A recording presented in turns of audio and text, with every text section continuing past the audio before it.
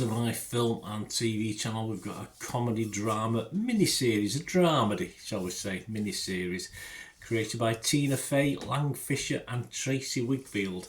And we're going over to Netflix for this one, and it's called The Four Seasons, and it's 8 episodes by about 30 minutes per episode. And it's about 3 suburban couples who vacation together each season. Of course, spring, summer, autumn for us, fall for the USA, and winter. But tensions arise when one couple splits up and the husband brings a much younger woman on subsequent trips. Hey, the swine. This stars Tina Fey herself, Steve Carell, Coleman Domingo, Will Forte and others, and an adaptation, of course, of the 1981 film with the same name. I'm sure I've watched it. I'll have to go back and try and watch this again, which was written, directed, of course, by Alan Alda, who has a very small guest role in this series in one of the early episodes. This premiered on Netflix on May the 1st. I'm doing this review on May the 5th, 2025. So all comments and scores, etc. at that date.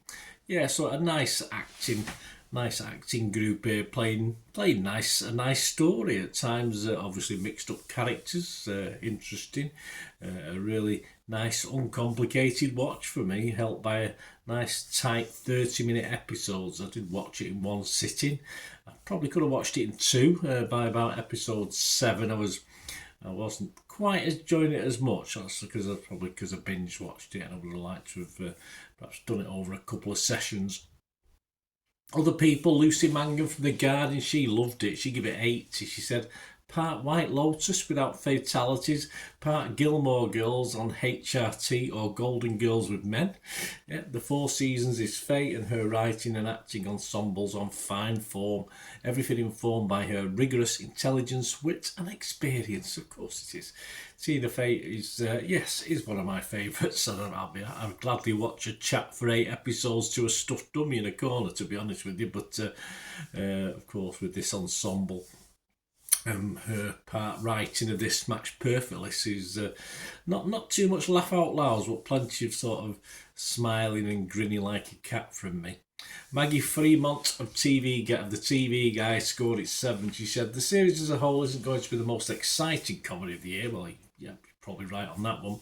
But as a warm and true to life look at marriage and friendship as you age, it really works. Yes, well, yes. Some of us can relate to what's going on screen, and this really does sort of make you do that. Keith Watson, though, from The Telegraph, yeah, there's a few people didn't like it. He only scored it 40. He said, things do look up in episode 6 if you can make it that far.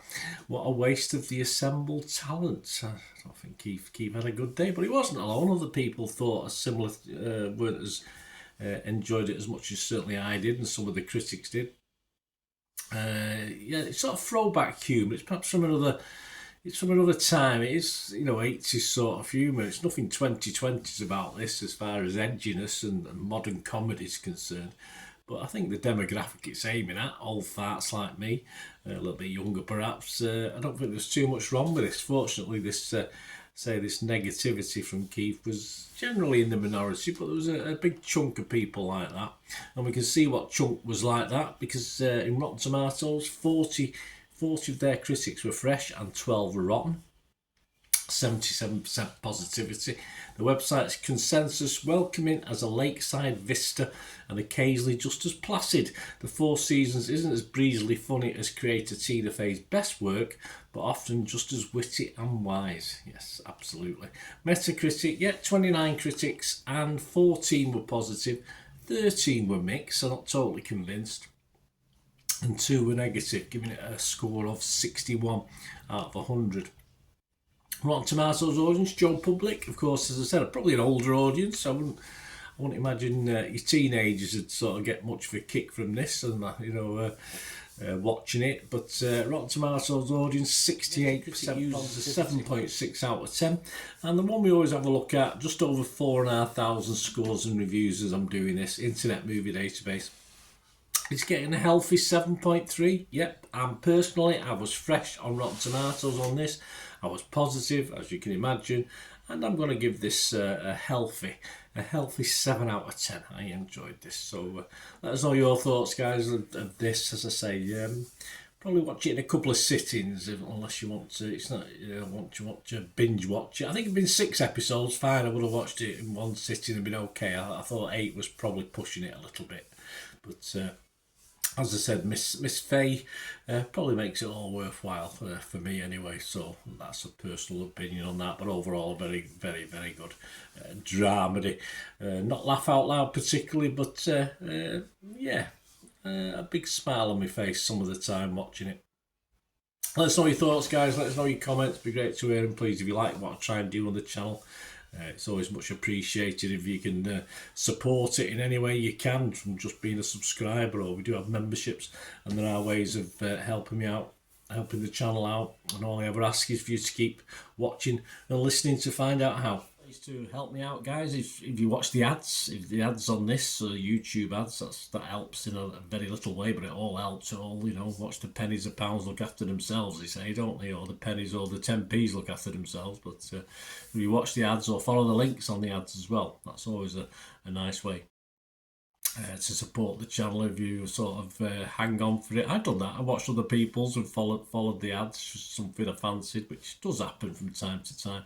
Of course, you can support me by pushing that subscribe button as mentioned earlier, and that of course pressing the button so you know when these vlogs are coming out. And of course I'm always interested in your opinions, and of course you can give us a like, that'd be wonderful as well. So thanks for watching, guys. Hopefully I'll join you very, very soon with something else. Until we meet again, I'll never ask one thing, don't I? Please stay safe, everyone. Bye for now.